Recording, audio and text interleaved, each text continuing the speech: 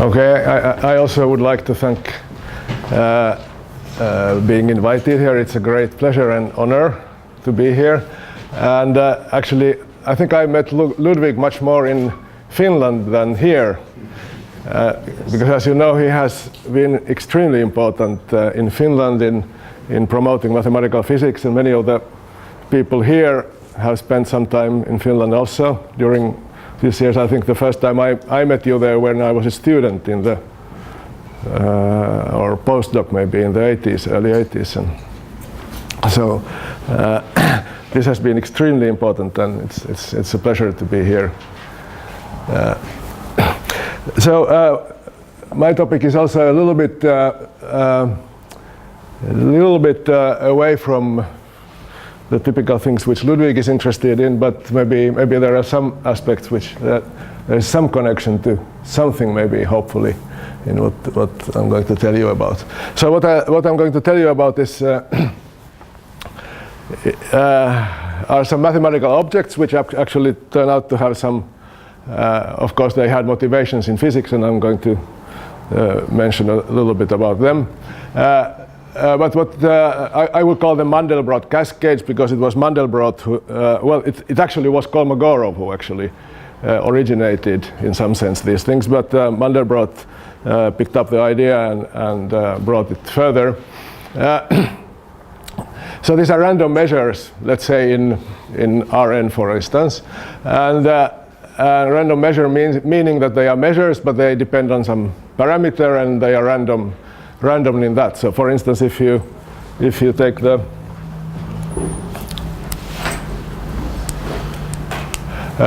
if you compute the volume of some set in this measure, then that's a random variable. Okay, so you can compute its mean, its moments, etc. And these random variables have interesting scaling properties. So they are what is called multifractal measures, in the sense that if I take a ball of radius r, for instance, I can compute, of course, the various powers, taking averages of various powers, and it turns out that they all scale in a different way. There's a nonlinear scaling exponent here, so there's not a single scaling. It's a multi-scaling phenomenon.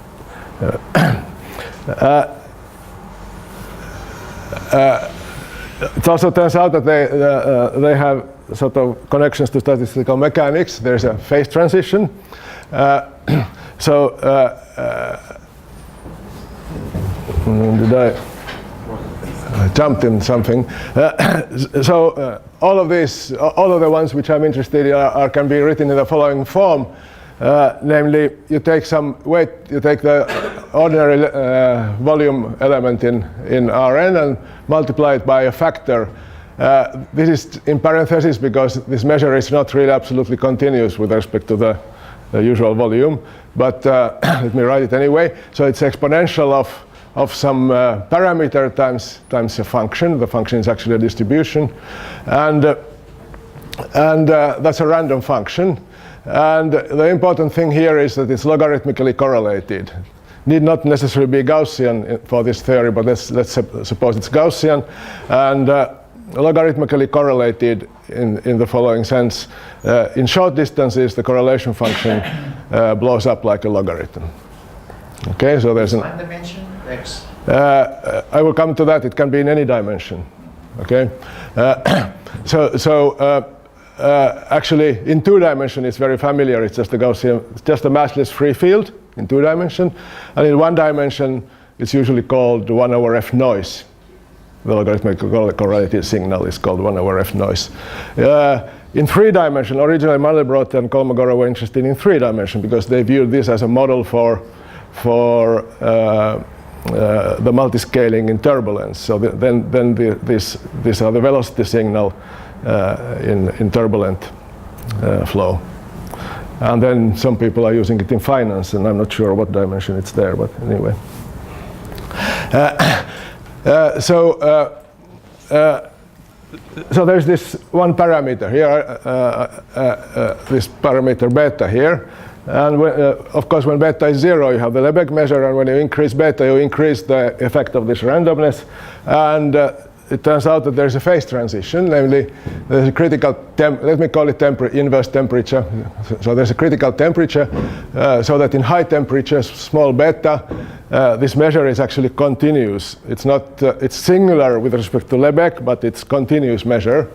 Whereas when you are in the low temperature phase, it's purely atomic, which means that it's just a superposition of delta functions in random points with random amplitudes. Okay. So what we are interested in here is, for instance, where are these points, how are they distributed in space, and what is the distribution of these random amplitudes. Actually, these measures have been studied in disordered systems a lot. It's a simple model for spin glass transition, where again similar things are expected to happen, so-called freezing transition. I'll come back to that. Some of their motivation come also from random geometry, namely. There's of course an old story known to all people here, namely the KPZ relation of comparing critical exponents on random surfaces and ordinary surfaces, and some years ago this sort of business was reinterpreted in slightly different terms by Duplantier and Sheffield by looking at sort of a relation where you have a ordinary geometry, or you take a random geometry, say on the plane, and you take a fractal and measure its dimension, Hausdorff dimension, with these two different metrics, the random metric and the Euclidean metric, and there is a relation between the Hausdorff dimensions. Another application which how I got involved, actually, and interested in these measures was by trying to understand random fractal plane curves. So curves like, if you know the SLE curves, by using this kind of ideas. So this goes to some ideas in complex analysis called conformal welding. So there's a way to construct plane curves using such data. Okay, so that's some background. Here's a picture of what this measure. It's now, for some reason, there's something. It's my fault. Okay, good. Okay, so that's some simulation of what these things look by Rolles and Vargas. So this is the high temperature phase, so you have lots of peaks of various sizes and all over the place. So this is actually a picture of a continuous but singular continuous measure. Discretization, of course. And that's what it looks like in low temperatures, so you have only a couple of peaks. Well, actually, there are infinitely many of them, but only countable number of them. Okay,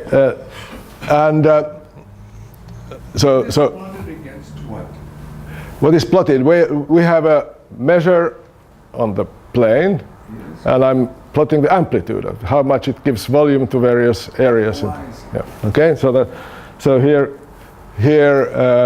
the amplitude looks like that. Okay, okay. So this is like if I took the discretization to zero, I would have a delta function here, and with some amplitude, and another delta function here with slightly smaller amplitude, etc. Okay. Okay, so what are these? Let me write more explicitly. For instance, the 2- and 1-dimensional models, which are the ones which are most interesting for the applications I'm interested in. So logarithmically correlated field. So basically, here is a repetition of it. You can do this in any dimension, but the most interesting, maybe at least most familiar, are the 2- and 1-dimensional cases. So just a 2D free field. Take it on some domain, disk or whatever, in the plane or the full plane, or then the 1 over F noise. Let me take it, for instance, on the unit interval. So you have a random Fourier series, in the one-dimensional case. So you write the Fourier series. I put the 1 over square root of 1 here, and then I take alphas and betas, just independent Gaussian variables of variance 1. Okay? So each Fourier component is random, and with this amplitude, if you compute the expected value of the square of it, you see it sort of gets logarithmic divergence because this gets 1 over n and some over n. Okay? So this thing at coinciding points blows up logarithmically, and of course you can compute it explicitly. It's just a logarithm of the distance of the points if you view them as points on the unit circle on the plane. Okay? So the 1 over f noise is just the restriction of the Gaussian free field on the circle, the two-dimensional field on the circle. It inherits the same logarithmic correlations. Okay, so how would you go on studying these such things? I mean, these log-correlated fields clearly are sort of sums of random variables on different scales, and all the scales count the same. And one way of saying it is you can decompose it into independent pieces on different scales. Let me take scales 2 to the minus n and running from 0 to infinity. And then what happens is that it's a sum of independent random fields, and each of them are correlated more or less the same way apart from scaling. So the phi n lives on scale 2 to the minus n. But otherwise they are sort of very weakly correlated with each other, and all the action is in this scale. And I can also regularize it. I mean, to construct all these things, you have to regularize this field. So just regularize it. Put an ultraviolet cutoff 2 to the power n here. How do you obtain this phi n from phi? In many of these, most of these, well, in the cases which I wrote to you, you can easily obtain it. In the two-dimensional free field, there are many ways to do it. You can use wavelets, you can use block spins. There are many ways to do it. And there are more elegant ways than these things to do it. Maybe I won't go to that detail, but these are basically decomposing a Gaussian signal in different scales. Is not so difficult to do. Here is another example of it, which is the original Mandelbrot cascade, namely take a field which is hierarchical. So now I take these different scales really quite simple. By taking at scale n, I take it just take the x dependence away, take it just constant, replace it by a constant random variable on each unit cube of that scale. Okay. If you do it for a Gaussian free field, they are slightly correlated. The nearest neighbors typically are correlated, but here let's just take the completely independent, and this is what in physics is called the hierarchical, Dyson hierarchical field. There's a nice nice way to look at it in terms of trees. Namely, if I take all dyadic cubes, say, let's see, do it for the 1 over f noise, so on the unit interval. The dyadic cubes, of course, form a tree, right? Because you can always see which cube is inside which cube is inside which one. So the cubes of size 2 to the minus 4 here are encoded by just spins, zero, telling which of the interval you are, dyadic interval you are at that scale. Well, this is 2 to the power minus 3 length cubes. Okay, so I put take this tree and put on each edge of the tree an independent random variable identically distributed. Then the field looks like the following. It's just if I take this cutoff field, it's constant on the small interval, dyadic interval described by the symbols, and sum of independent variables. So the value of the field at any point is constant here, and its value there is sum of this, that, and that. Okay, and here its value is this plus that plus. So you see that the guys are correlated according to how many ancestors they have. So they have a lot of ancestors, and they're correlated. They have this much common randomness and this much different ones, and this one and this one have only the first parent as common. Okay, so that way this model has been also used a lot. You can then think about it as a model of a directed polymer.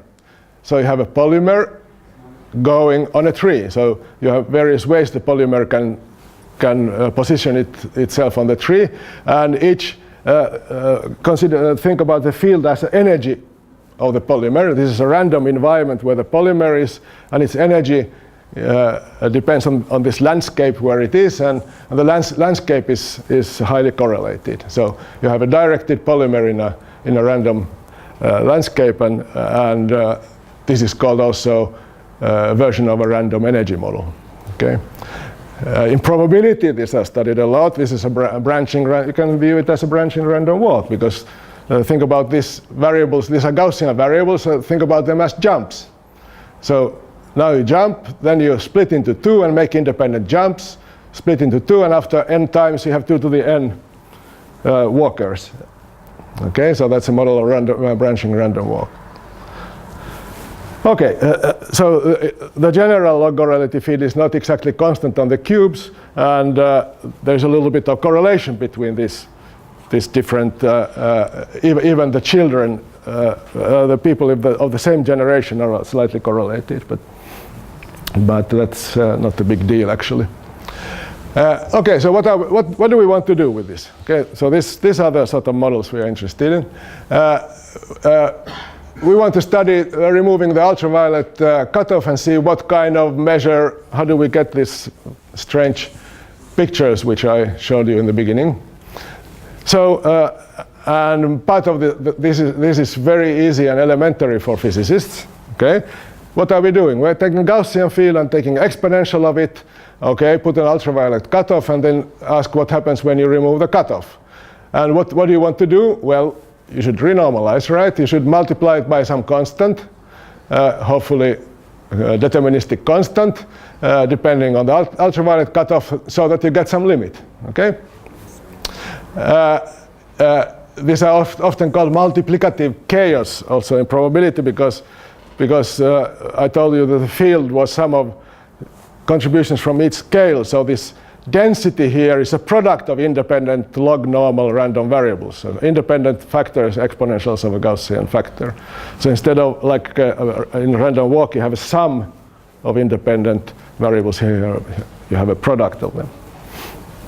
Okay, so how do you find that? Well, every physicist knows how to find that, at least in first approximation. You should weak order, right? Instead of using exponential of the field, take the weak ordered field. So that means that you are just the renormalization constant is just 1 over the expected value of this Gaussian variable, which of course blows up as the cutoff is removed.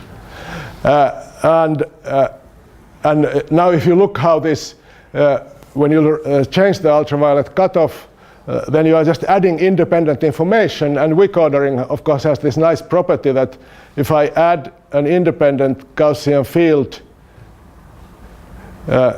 so I have ultraviolet cutoff n-1, I add the nth piece, they are independent, and weak ordering respects the product rule of the exponentials. In probability, this means that if I take the average of this thing, conditioning on fixing all the fields up to scale n-1 and take average over the last one, then I just got the same thing back. So this is a nice thing which is called in probability a martingale. Namely, if I compute, for instance, let's be say in the unit box as our measure. If I take the mass of the unit box, then this mass is a martingale. Namely, if I take an average of it conditioning on the randomness up to scale n-1. It's just the mass of up to that. And all of these have the average value 1. Okay? In probability, you know that martingales, these are positive martingales, they always converge. So the ultraviolet limit always exists. And that maybe the surprise, would be now that actually the limit sometimes is trivial. Namely, from general principle, there's no work to do. There's always a limit, and the limit is non-negative. However, that was noticed by Jean-Pierre Cahan, who is a mathematician. He noticed it in the mid-80s that actually, he actually proved that in the high temperature phase, the limit is non-trivial. The total mass is almost surely positive, whereas at the critical point and low temperature, it's almost surely 0. So he also proved that the continuum limit measure is a continuous measure. It's singular. It's not. It's singular with respect to Lebesgue, but it's continuous. Whereas it's, of course, its mass is 0, then the measure is 0. And then also that it's multi-scaling, namely, if you compute the expected values of moments, then they scale with a non-trivial scaling exponent, and here it's a quadratic polynomial. Okay, so the sort of physicist idea of using the Wick ordering works in the high temperature, but now we have to figure out what to do at the critical temperature, and moreover what to do in the low temperature. And surprisingly, it wasn't really studied by physicists. Mathematicians were thinking about it, probabilists were thinking about it, but it was not. No progress was during the years made on it. Only quite recently, when sort of these measures resurrected in this Liouville gravity business, that it was again thought about. So actually, one way to think about this is as a Liouville model also, because I'm thinking about this random variable. So how do you study a random variable? One way to study it is to study its Laplace transform. Okay. That gives you the whole distribution, of course. The Laplace transform is just the exponential of coupling constants times the random variable, and it's the expected value of that's the Laplace transform of the random variable. That's just a partition function of the Liouville model, because the expected, that's in the free field, and then you take such an exponential there. So one way to, if I want to understand this random variable, I should understand the partition function, this partition function here for all coupling constants loved. And what we learned so far is that if I Wick order the exponential and take the beta small enough, namely below the critical temperature, then there is a non-trivial limit, and well, it's interesting, but it's not what doesn't solve the problem at the critical point. Actually, let me just to show you at least something explicit, show you how this thing sort of can be studied in the hierarchical case. The general case is slightly more messy, but it can be done also there. So in the hierarchical case, how do you study this? How would you study? Now you have a quantum field theory and want to study how it varies when you vary the ultraviolet cutoff. Well, the way to study it is to do renormalization group, namely integrate out degrees of freedom one after the other. Okay, and here it's very simple, especially in this hierarchical case, because how did you form this whole thing? You added, every time you added more, remove the ultraviolet cutoff, you added branches one generation to the tree. So you clearly see that there's a simple recursion here. So if I look at, for instance, the total mass of this measure, so integral of it over the base space here, so sum of all these values here, it obviously on the scale n satisfies a simple recursion, namely all of these guys have one common piece, namely this. Remember, they were always all products of the factors on each line, so they all have one common piece, and then the rest is the same tree except with n minus 1 generations instead of n generations. And there's one piece and another piece. Okay? So the total mass of the whole interval is common factor times 2 independent guys. These are independent because they don't have anything common except since I started from here. Okay? So there's a very simple recursion. This random variable in distribution is the same as 2 copies, independent copies of it, added together and multiplied by a log normal factor. Doesn't look too complicated. How would you study that? Well, again, by Laplace transform, because it's addition. So if I put it in exponential, it becomes multiplication. So I do a very simple calculation here. And this calculation goes back also to ancient times, Peter Lux, maybe. I don't know who was the first one to do such a calculation. But let me take the coupling constant of the Liouville model. That's a positive number, so let me write it e to the minus beta y. You will see in a moment why I take such a strange name. I take it in such a strange way. But just bear for a second. So if I put it like that, now I add my recursion. Mn is sum of 2 guys, and e to the minus beta y, beta v. V was the random variable. That's why I put this guy here, because it nicely goes with the y here. Now I take average. This is independent from that, independent from that. That's Gaussian variable, so I can integrate over the Gaussian variable. And then I get two exponentials product. They are independent, so it factorizes. I just get the square of my Laplace transform again here. Okay, so maybe it's pretty convincing that you get a simple recursive sort of integral equation. Ultraviolet cutoff added by 1 is given by just integral over the Gaussian, sort of convolution with a Gaussian and taking a square. And you are supposed to iterate this, taking n to infinity. What is your initial data? Initial data is that you don't have any randomness there, so basically you just have such an initial condition, which is at minus infinity. When y goes to minus infinity, this goes to 0, and when y goes to plus infinity, this goes to 1. I'm a little bit confused. Sometimes the mn is in the exponent, sometimes it's not. It hopefully is in the exponent all the time. Here it's exponent. Here e, and then there's e to the.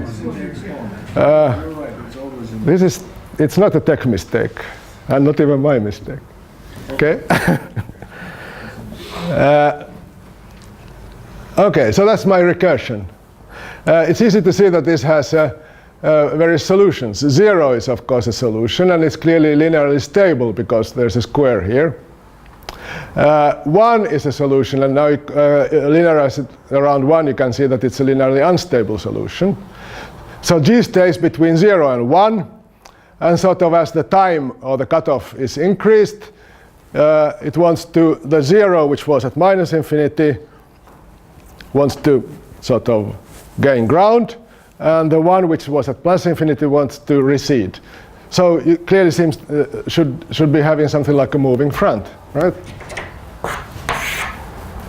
Started by something like that, and once we iterate it time n, then it should be maybe something like that, located at some point depending on n. And that's indeed what happens. And what happens is that more or less the shape of G gets fixed, and it just moves with a constant speed, the speed being the ultraviolet cutoff. Okay, so the renormalization group equation is just has a sort of traveling wave solution, and the speed of the traveling wave is the thing which we don't yet understand here. The speed is something which depends on the initial condition, on this thing here, on the beta. Beta is our only parameter here, and that's what it depends on. Okay, and indeed, this equation is a very familiar equation. Convolution with a Gaussian taking a square. If you did it infinitesimally, convolution with Gaussian is heat equation, Laplacian. N plus 1 is time derivative, and square is taking a square. and there's a drift term, so that gives you a little bit of, once you write it that way, it looks like a finite time version of just the Kolmogorov-Piskunov-Petrovsky-Piskunov equation, or Fisher equation that's used, which of course is well known to have these traveling wave solutions. How does that solve our problem? Okay, now I don't go to the analysis. Now you have to work a lot, but what happens is that the speed is asymptotic. So asymptotically you should go like some constant times n, the shift here. I told you that it should be sort of located somewhere here. Shift should be asymptotically like n, but there are logarithmic corrections. So in high temperature it just goes like beta times n. At critical point there's a logarithmic correction with one particular amplitude, and in the low temperatures with another amplitude. And what happens is that once you do such a renormalization of this factor here, you converge to a limit, and the limit actually turns out to be independent of beta in the low temperature phase.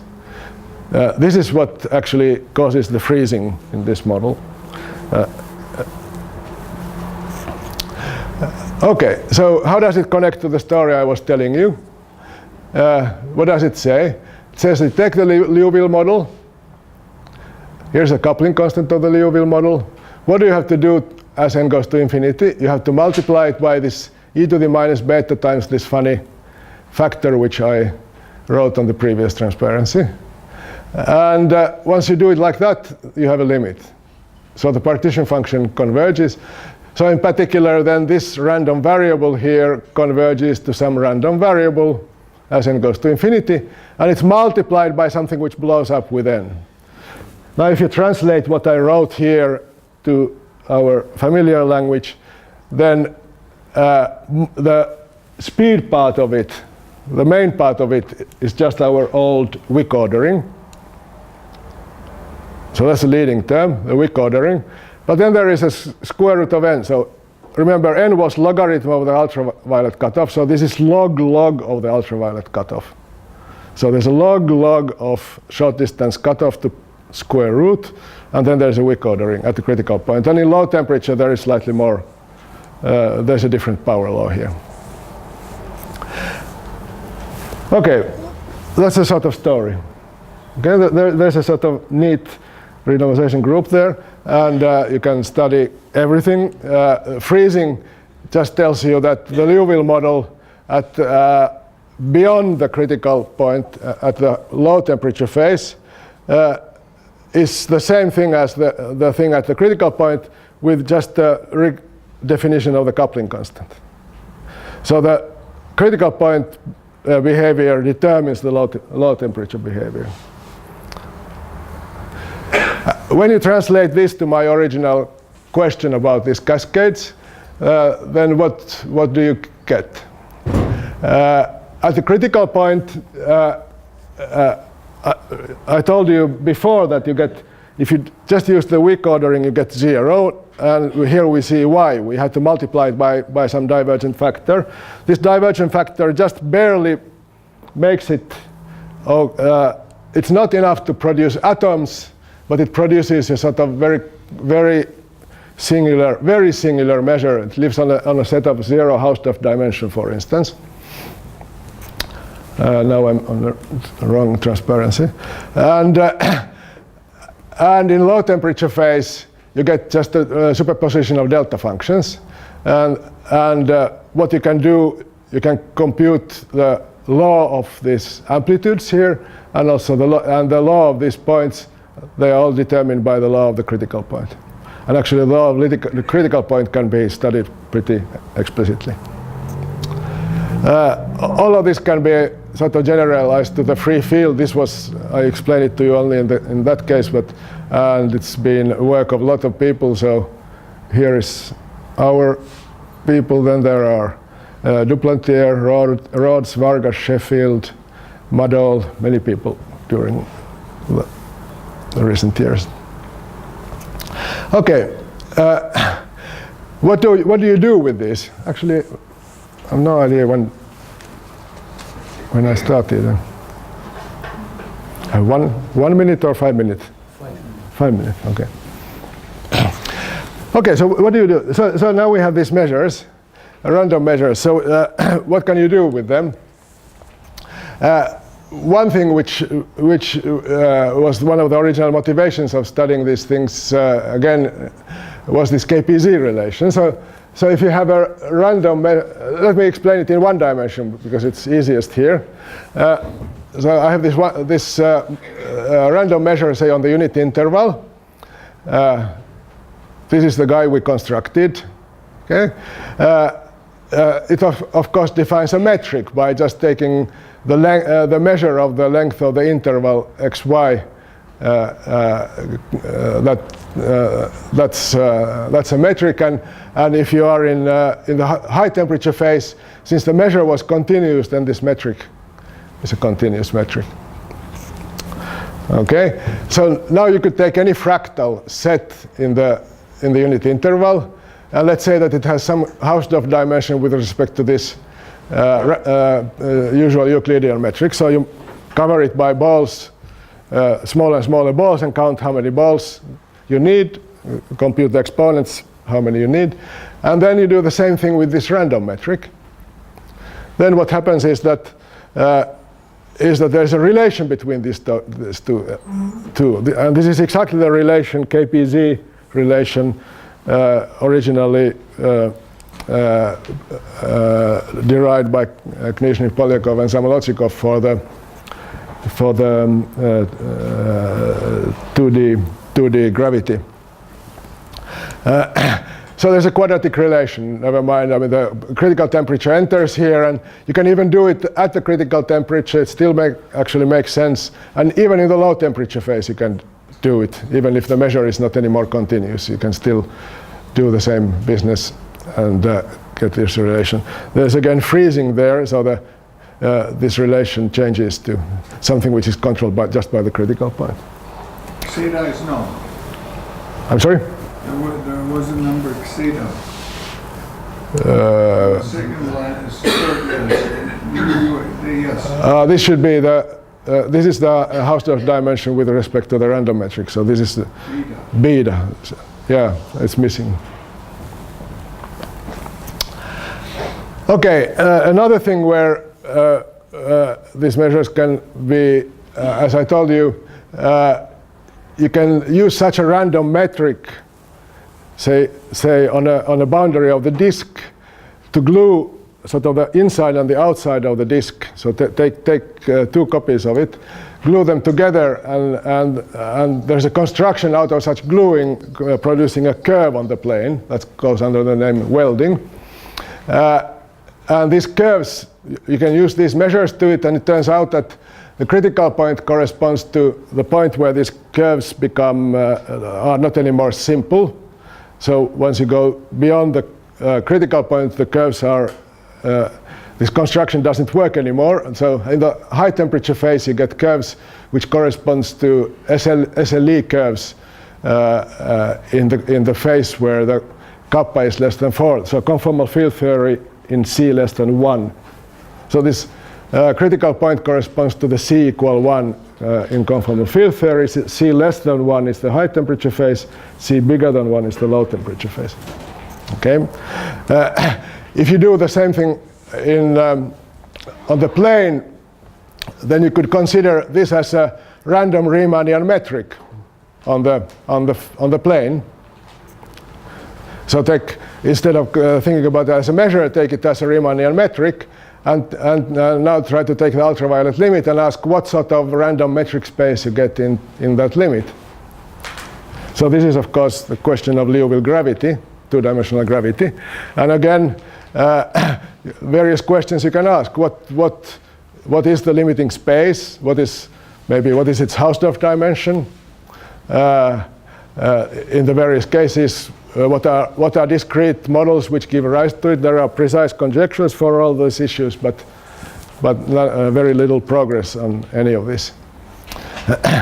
So this beta again, the beta critical is the point where this random metric in the high temperature phase, they should correspond to sort of random surfaces, random triangulations, sort of dressed up with Potts models, and in the low temperature phase, they should correspond to this branched polymer phase of quantum gravity. So again, our low temperature measures should have something to do with that picture, but at the moment, it's very little is understood about that. I wanted to say a couple of other applications of this, but maybe my time is over. And let me just say that actually there are many other places where this sort of pop out. One is sort of the multifractal wave functions in Anderson localization. So again, it turns out that this discrete cascade comes there. And then there's another issue, so I will just skip that and don't explain it to you. There's another issue where you look at random matrices, ordinary random matrices, unitary random matrices, and look at their characteristic polynomial. And turns out that this is the analog of my exponential of the Gaussian free field again. And if you take it to some power, beta, then there seems to be a critical point and freezing transition.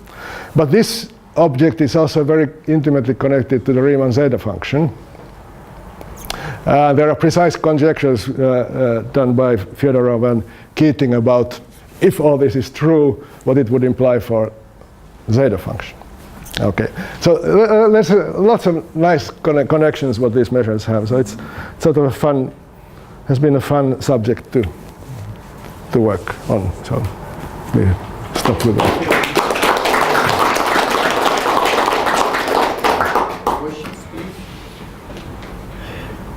Well, naive question. Well, you use terminology of random variables, but can it be retranslated into just our usual quantum field theory?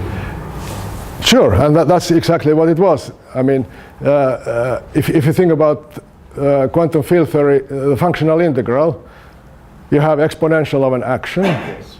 And then maybe take the Gaussian bit out. So the Gaussian piece gives you a measure. And then the exponential of the rest is a random variable. And here it's just that piece of action which we are interested in.